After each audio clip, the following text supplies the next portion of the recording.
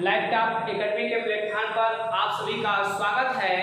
आज की वीडियो में हम बात करेंगे विश्व के प्रमुख मरुस्थलों को लेकर आपके एग्जाम में कौन से प्रश्न पूछे जाते हैं और इन मरुस्थलों की क्या विशेषता बनती है। तो आइए आज हम शुरू करते हैं। मरुस्थल किसे कहते हैं? तो ऐसा क्षेत्र जहां पर 25 सेंटीमीटर से भी कम वर्षा होती है, ऐसे क्षेत्रों को हम क्या कहते हैं? मरुस्थल कहते हैं। और विश्व के प्रमुख मरुस्थलों में अब कौन कौन से मरुस्थल आपके एग्जाम में आते हैं, तो आइए हम शुरू करें। कौन कौन से मरुस्थल, जिसमें सबसे पहले बात करेंगे सहारा मरुस्थल। सहारा मरुस्थल, सहारा मरुस्थल, कालाहारी मरुस्थल, कालाहारी मरुस्थल, आटाकामा मरुस्थल, पैंटागोनिया मरुस्थल, थार मरुस्थल, ऑस्ट्रेलिया मरुस्थल, ऑस्ट्रेलिया मरुस्थल, टकला-माकान मरुस्थल, टकला-माकान मरुस्थल, दस्त-ए-लुट मरुस्थल, दस्त-ए-लुट मरुस्थल,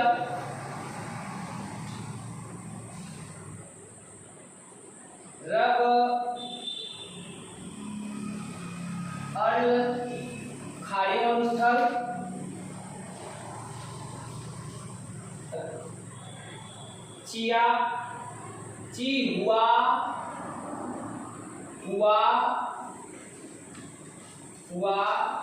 चिहुआ हुआनी मरुस्थल,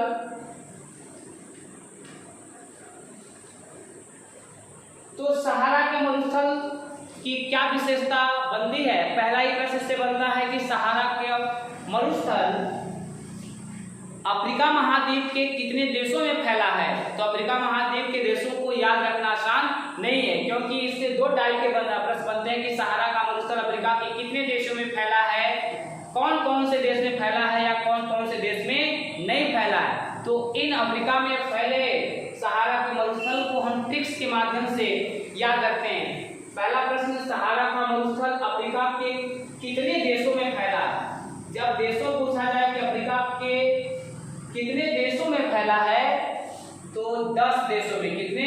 10 देशों में। लेकिन अब 10 देशों को कैसे याद रखा जाए, तो ट्रिक्स के माध्यम से याद रखेंगे। ट्रिक्स में क्या याद रखना है कि एक अलजली की मामी है। अलजली जब अपने मामा के यहाँ आती है और उसकी मामी क्या करती है? चाटा मार देती हैं और चाटा मार उसको खरी खोटी जो सुनाती है। तो इस अलजली की मामी से, चाटा से और सुनाने से हम अफ्रीका में सहारा के मरुस्थल का जो विस्तार है उसको सीखेंगे कि मामी मोर, मामी मोर अलजली को चाटा मार, क्या की? चाटा मार सुनाई।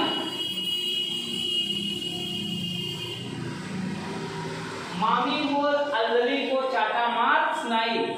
अब इसमें पहला माँ से, माँ बराबर अफ्रीका का कौन सा देश होगा? माली। अफ्रीका के माँ से माली, और फिर इसके बाद मी से, मी बराबर अफ्रीका का कौन सा देश होगा? मिस्र होगा। फिर तीसरा मोर से, मोरक्को। कौन? मोरक्को। यहाँ मोरक्को से इतिहास में एक प्रश्न जोड़कर पूछा जाता है कि इब्न बतूता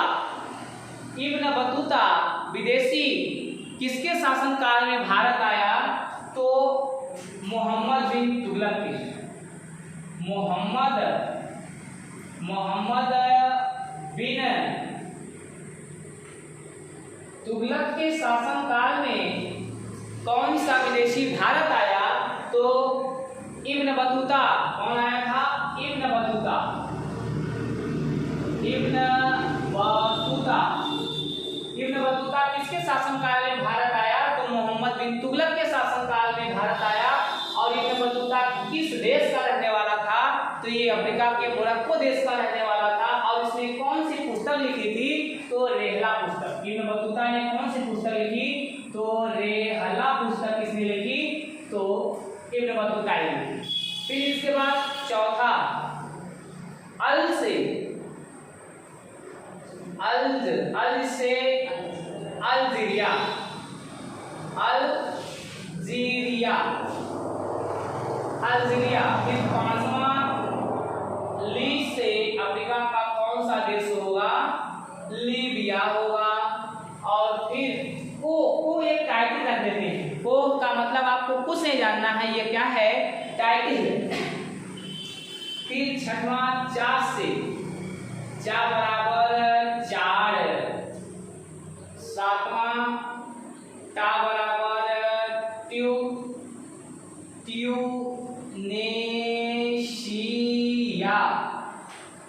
ट्यूनेशिया।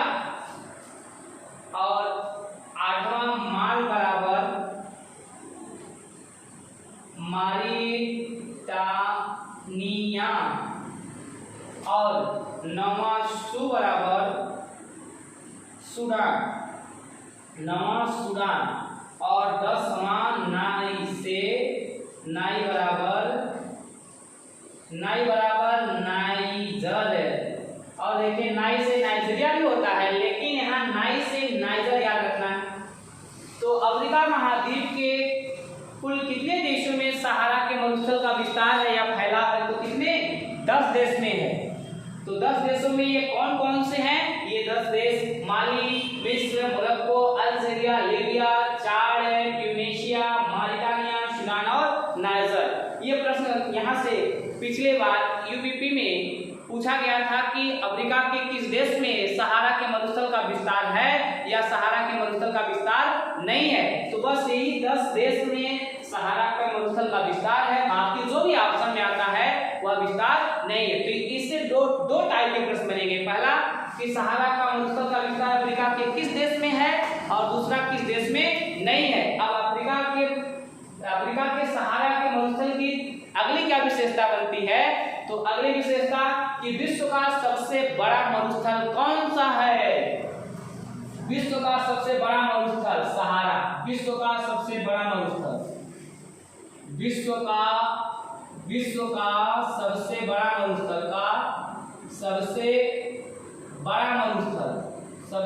मरुस्थल कौन सा है? सहारा। यह कितने वर्ग किलोमीटर में फैला है? तो ये 84 लाख वर्ग किलोमीटर में, 84 लाख वर्ग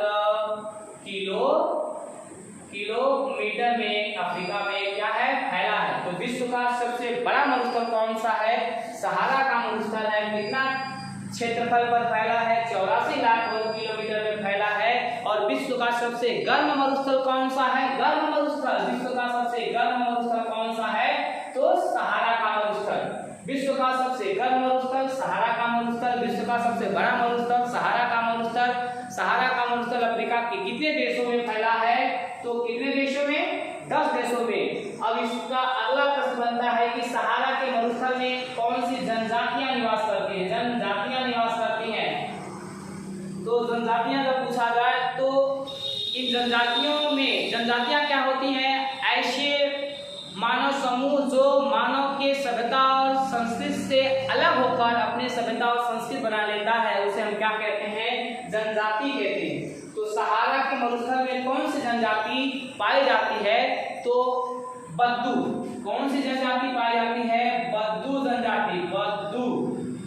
अब बद्दू जनजाति पाई जाती है तो कहते हैं बद्दू से मिलता जुलता एक शब्द याद रखेंगे, कद्दू।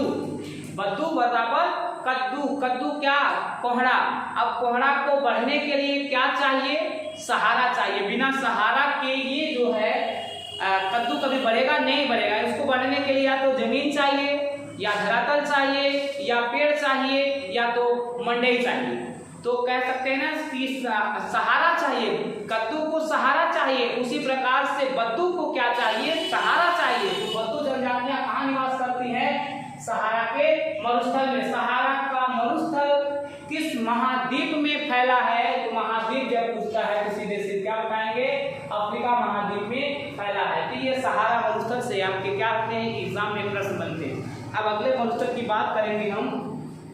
अगला जो मरुस्थल है कालाहारी मरुस्थल। अगला मरुस्थल कालाहारी मरुस्थल। कालाहारी मरुस्थल को लेकर आपके एग्जाम में कौन से प्रश्न बनते हैं या पूछे जाते हैं, तो कालाहारी मरुस्थल,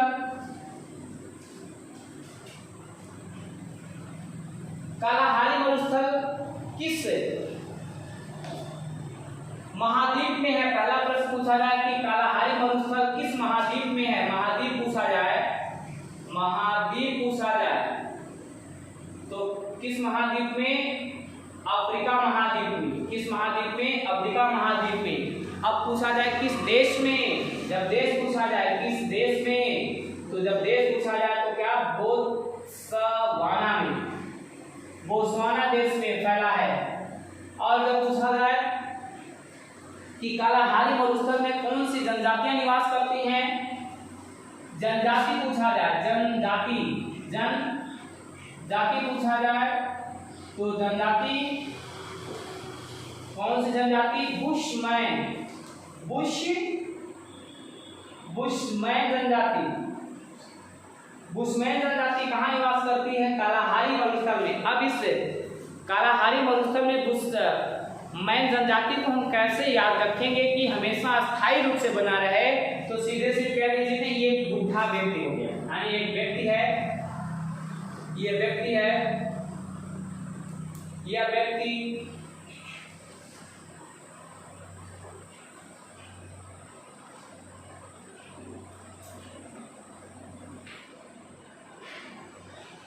ये व्यक्ति का जो बाल है ये एकदम सफेद हो गया। ये व्यक्ति का जो बाल है यह कैसा हो गया है, सफेद हो गया। इसका बाल क्या हो गया, सफेद हो गया। अब आदमी का जब बाल सफेद हो गया है तो उसको भी शौक रहता है कि मैं थोड़ा थोड़ा क्या करूं, जवान बन जाऊं। अब कालाहारी मरुस्थल में कौन सी जनजातियां निवास करती हैं, बुशमैन। लेकिन बुशमैन को कालाहारी में हम कैसे एकदम याद रखेंगे कि हमें कभी भूले जाए। तो ये एक व्यक्ति है, यानी वह व्यक्ति कैसा है, बूढ़ा व्यक्ति है। कैसा है, बूढ़ा व्यक्ति है। अब इस बूढ़े व्यक्ति के ये जो बाल हैं, ये बाल कैसे हो गए हैं, एकदम सफेद हो गए। जब ये सफेद हो गए हैं तो ये कहता कि मैं भी थोड़ा सा क्या बन जाऊं, जवान बन जाऊं। अब जवान बनने के लिए इसके लिए हम इसको क्या करेंगे, इसके बाल को रंगेंगे। कौन सा रंग, काली डाई लगाएंगे ना। इसके बाल को रंगेंगे तो हम काली डाई लाएंगे। अब उस डाई को हम किससे लगाएंगे, हाथ से लगाएंगे नहीं, किससे लगाएंगे, ब्रश से लगाएंगे। जब ब्रश से लगाएंगे तो ये बूढ़ा क्या हुआ, ब्रश से डाई लगाते ही क्या हो गया, आदमी बन गया। कैसा आदमी बन गया, जवान बन गया, मैन बन गया। तो बुशमैन आदमी यानी काले डाई लगाते ही बाल, सफेद बाल में ब्रश से वह आदमी कैसा बन गया, बुशमैन यानी जवान बन गया। तो कालाहारी मरुस्थल में कौन निवास करता है, बुशमैन। कैसे, ये सफेद बाल को डाई लगाकर हमने काला कर दिया, और डाई किससे लगाया, बुश से लगाया। और जब बुश से लगाया तो क्या बन गया, जवान आदमी बन गया। तो बुशमैन जनजातियां कहाँ, कालाहारी मरुस्थल में निवास करती हैं। अब अगला बात करेंगे कि आटाकामा मरुस्थल। आटाकामा मरुस्थल की क्या विशेषता है और ये कहाँ पर पाया जाता है, तो आटाकामा मरुस्थल,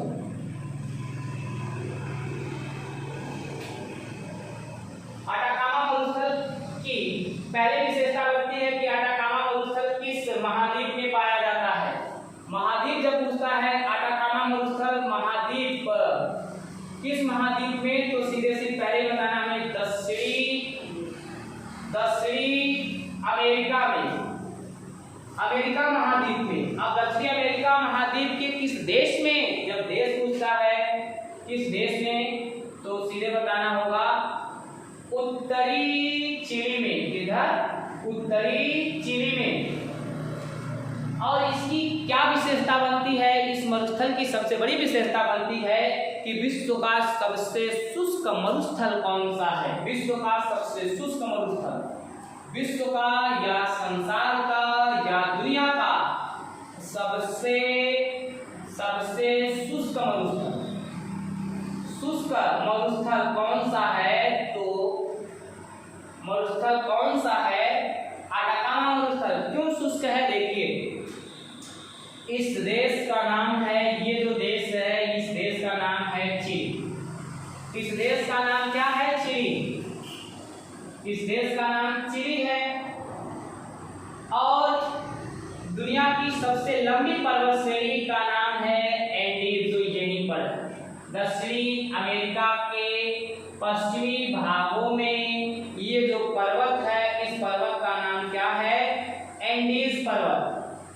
और इस महाद्वीप से 0 डिग्री अक्षांश, जिसको हम क्या कहते हैं? भूमध्य रेखा कहते हैं, और 23.5 डिग्री, थोड़ा सा ऊपर जाएंगे, 23.5 डिग्री दक्षिणी अक्षांश बराबर मकर रेखा। कौन सी रेखा? मकर रेखा। और इस मकर और भूमध्य रेखा के बीच टेम्परेचर अधिक होने के कारण और ये एंडीज पर्वत के पश्चिमी ढाल होने के कारण जो यहाँ हवाएं चलती हैं या जो यहाँ वर्षा होती है, वह एंडीज पर्वत के ढालों के सहारे होती है। और यहाँ पर विमुख ढालों पर ये उत्तरी चिली में जहाँ पर ये मरुस्थल है, इस मरुस्थल का नाम है आटाकामा मरुस्थल। ये उत्तरी चिली में यहाँ जो स्थित है, ये एंडीज पर्वत के पूर्वी ढालों पर स्थित होने के कारण यहाँ पर हवा न पहुँच पाती है और न ही वर्षा हो पाती है। इसी कारण इसे दुनिया का या संसार का शुष्क मरुस्थल के नाम से जाना जाता है। तो अटाकामा को शुष्क मरुस्थल क्यों कहा गया है? क्योंकि एंडीज पर्वत के पूर्वी ढाल पर स्थित होने के कारण यहाँ पर न तो हवाएं पहुंच पाती हैं और न ही यहाँ वर्षा हो पाती, क्योंकि एंडीज के सहारे जो हवाएं उड़ती हैं, एंडीज के सम्मुख ढाल पर ही वर्षा करने के कारण दुनिया का सबसे क्या है? शुष्क मरुस्थल है। अब अगला बात करेंगे पैंटागोनिया का मरुस्थल। पैंटागोनिया का मरुस्थल की क्या विशेषता बनती है? पहला कि किस महाद्वीप में है? पहले विशेषता की किस महाद्वीप में है? तो ये भी कहाँ है? दक्षिणी अमेरिका महाद्वीप में। जब देश पूछा जाए कि किस दक्षिणी अमेरिका के किस देश में, तो चिली और अर्जेंटीना में। अब ये देखिए, आपका ये चिली है और यहाँ से ये वाला निकालेंगे तो याद आएगा हमारा कौन सा देश? अर्जेंटीना। यहाँ अर्जेंटीना और दक्षिणी चिली में यहाँ पर एक मरुस्थल है। इस मरुस्थल को हम क्या कहते हैं? पैंटागोनिया मरुस्थल। ये अर्जेंटीना है, ये इस देश का नाम है अर्जेंटीना और इस देश का नाम है चिली। चिली को दो भागों में बांट दिया गया। क्यों? क्योंकि ये मकर रेखा के ऊपर जो चिली का भाग पड़ता है उसको उत्तरी चिली, और इस मकर रेखा के नीचे के भाग को क्या कहते हैं? दक्षिणी चिली। तो पैंटागोनिया मरुस्थल का विस्तार है दक्षिणी अमेरिका के महाद्वीप के अर्जेंटीना और दक्षिणी चिली में है। और इसकी क्या विशेषता बनती है कि यह किस प्रकार का मरुस्थल है या इसकी प्रवृत्ति कैसी है? तो इसको क्या बताएंगे? प्रवृत्ति तो शीत मरुस्थल। पैंटागोनिया मरुस्थल किस प्रकार का मरुस्थल है? तो शीत मरुस्थल। क्यों शीत मरुस्थल? शीत का मतलब होता है जहाँ पर ठंड और बर्फ पड़ती है, उसे क्या कहते हैं? शीत मरुस्थल कहते हैं। अब ये इसको शीत मरुस्थल क्यों कहा जाता है? इसलिए कहा जाता है क्योंकि ये जो मरुस्थल है यह दक्षिणी अमेरिका महाद्वीप के दक्षिणी ध्रुव के पास पाया जाता है या पास स्थित होने के कारण, क्योंकि ध्रुवीय क्षेत्रों पर बर्फ पाई जाती है। ध्रुवीय क्षेत्रों पर क्या पाई जाती है? बर्फ। ये पैंटागोनिया दक्षिणी अमेरिका के दक्षिण में बर्फीले क्षेत्रों में स्थित होने के कारण ही इसे क्या कहा गया है? शीत मरुस्थल कहा जाता है, क्योंकि ध्रुवीय प्रदेशों में बर्फ हमेशा पाई जाती है या टेम्परेचर कम होने के कारण बर्फ जमी रहती है। अब अगले मरुस्थल की बात करें, थार का मरुस्थल। थार का मरुस्थल कहाँ है और इसकी क्या विशेषता में है? एशिया महाद्वीप में। थार का मरुस्थल किस महाद्वीप में है? एशिया महाद्वीप में। थार का मरुस्थल किस महाद्वीप में? एशिया में। महाद्वीप पूछता है, महाद्वीप तो एशिया में। किस महाद्वीप में? एशिया महाद्वीप में। जब ये पर्टिकुलर पूछा जाए, देश पूछा जाए, तो भारत और पाकिस्तान, भारत और पाकिस्तान देश में है। और इसकी विशेषता क्या बनती है? ये देखिए, दुनिया का सबसे सर्वाधिक जन घनत्व वाला मरुस्थल कौन सा है? दुनिया का सर्वाधिक जन घनत्व वाला मरुस्थल कौन सा है? तो उसका नाम क्या आएगा? थार मरुस्थल।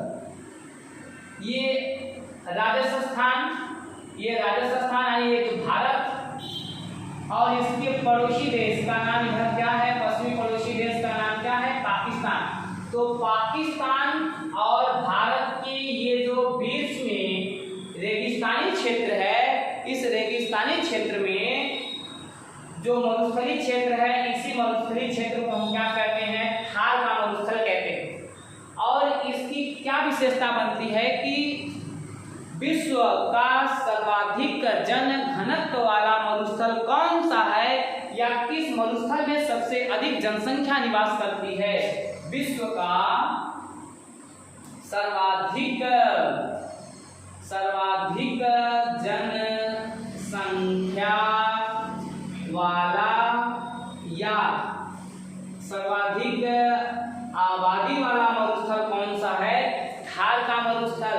क्यों सर्वाधिक जनसंख्या वाला या सर्वाधिक आबादी वाला मरुस्थल इसको कहा गया है? क्योंकि राजस्थान का जो मरुस्थलीय क्षेत्र है, यहाँ पर एक इंदिरा गांधी नहर निकाली गई है, और इस नहर के कारण यहाँ पर मरुस्थल में लोग बहुत अधिक संख्या में निवास करते हैं। और ये जो पाकिस्तान में जो विभिन्न नदियां आकर बहती हैं, इसी का इसको पाकिस्तान को जो नहरों का देश कहा जाता है। तो इसके कारण इन क्षेत्रों में, इस मरुस्थल के किनारे बाउंड्रीज पर बहुत अधिक संख्या में लोग निवास करते हैं। इसी के कारण इसको क्या कहा गया है? सर्वाधिक जनसंख्या वाला या सर्वाधिक आबादी वाला क्या कहा गया है? मरुस्थल कहा गया। अब बात करते हैं ऑस्ट्रेलिया मरुस्थल। ऑस्ट्रेलिया मरुस्थल की क्या विशेषता बनती है? ऑस्ट्रेलिया मरुस्थल की क्या विशेषता है और इसके अंतर्गत कौन कौन से मरुस्थल आते हैं? तो ऑस्ट्रेलिया मरुस्थल,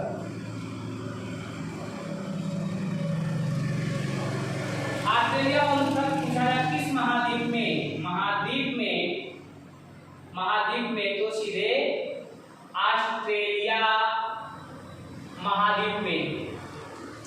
अभी पूछा जाए कि ऑस्ट्रेलिया महाद्वीप के किस देश में? तो न्यू साउथ वेल्स में। लेकिन ऑस्ट्रेलिया मरुस्थल जो दुनिया का दूसरा सबसे बड़ा मरुस्थल है, इस ऑस्ट्रेलिया के मरुस्थल में 4 या 5 मरुस्थल आते हैं, जिसमें पहला आता है ग्रेट विक्टोरिया मरुस्थल। ग्रेट विक्टोरिया मरुस्थल किस देश में? ऑस्ट्रेलिया में।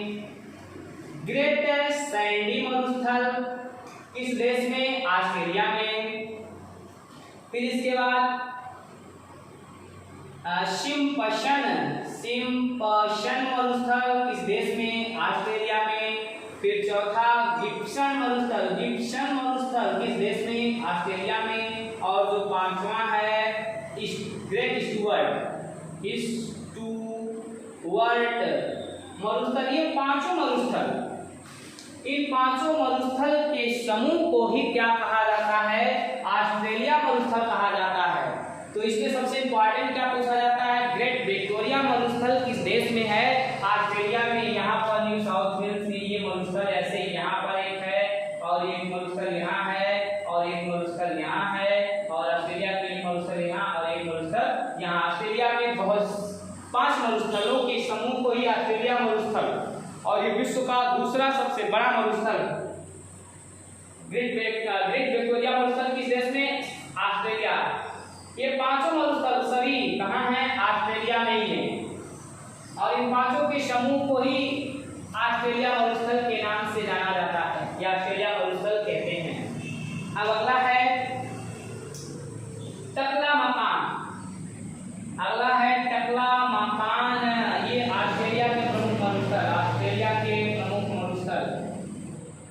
ऑस्ट्रेलिया के प्रमुख मरुस्थल ये great Victoria, Simpson, Stuart, Sandy और ये गिब्स सैंडी, ये सारे ऑस्ट्रेलिया के 5 मरुस्थल। टकलामाकान, टकलामाकान मरुस्थल, टकलामाकान मरुस्थल किस महाद्वीप में टकलामाकान का पूछा जा रहा है? महाद्वीप में तो सीधे क्या बताना है? एशिया महाद्वीप में।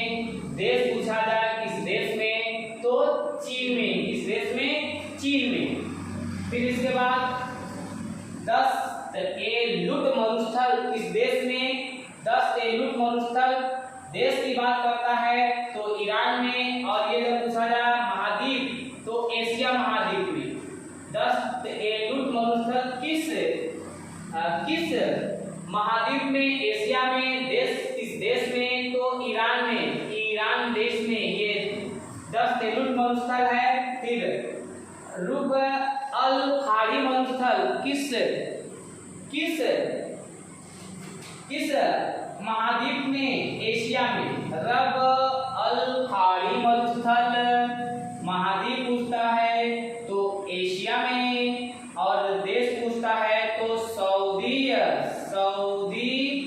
अरब में है।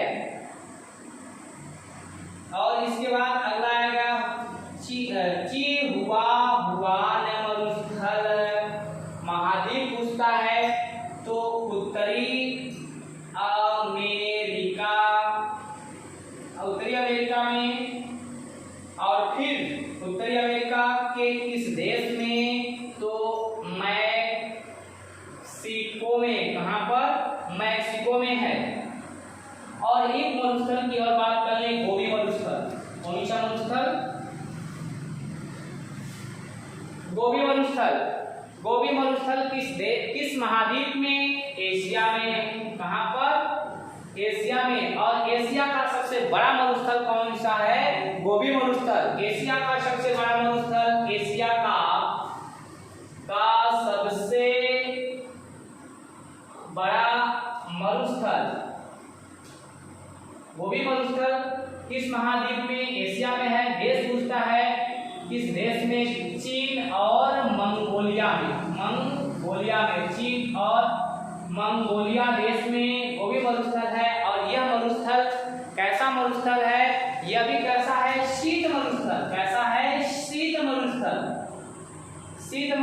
गोबी मरुस्थल शीत मरुस्थल, क्योंकि ये चीन और मंगोलिया ऊंचाई पर होने के कारण वहां क्या पाई जाती है? बर्फ पाई जाती है। और बर्फ पाए जाने के कारण ही इसे क्या कहा जाता है?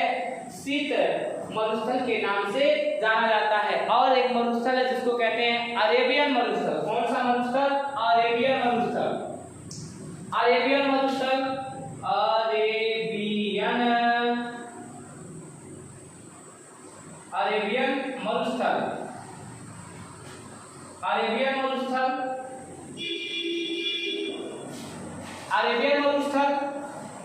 किस महाद्वीप में? एशिया में। किस महाद्वीप में? एशिया में। एशिया के किस देशों में फैला है? तो यमन, सीरिया, यमन खाड़ी क्षेत्र और खाड़ी क्षेत्र के साथ साथ नाफुद क्षेत्रों में किस मरुस्थल का क्या है? विस्तार है।